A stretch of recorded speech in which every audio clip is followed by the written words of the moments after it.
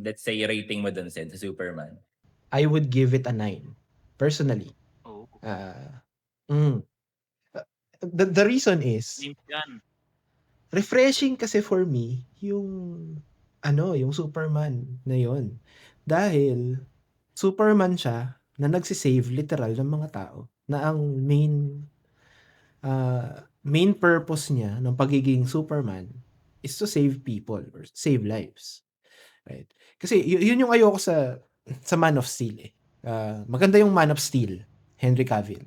Talagang Superman na Superman. However, nakalimutan ng film na yun yung pagiging icon ni Superman as a superhero na ang main focus is mag-save ng mga tao.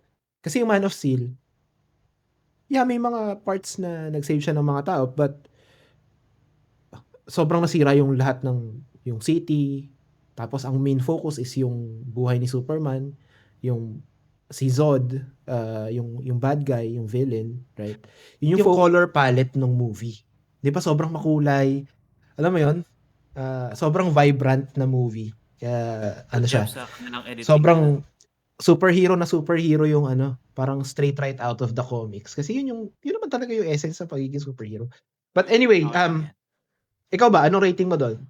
Sa'kin, yan, kasi hindi ko maiwasan i-compare nga do'n kay Henry Cavill na Superman sa Man of Steel.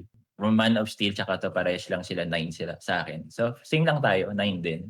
Yung ine-envision kong Superman na mala Dragon Ball fight scenes nandun sa Man of Steel. Man of Steel. Sobrang mind blown talaga ako sa fight scenes do'n na parang alam mo yun, nag-materialize na into live action na ito yung gusto kong mangyari sa live action. Yun ang napapanood ko sa anime. Na napakita yung maganda strength. yun. Napakita yung strength mismo ni Superman. Tumatagos ng multiple buildings, binabato sa mga establishments. So, sabi ko, wow, eto, for real, nangyari na talaga sa live action.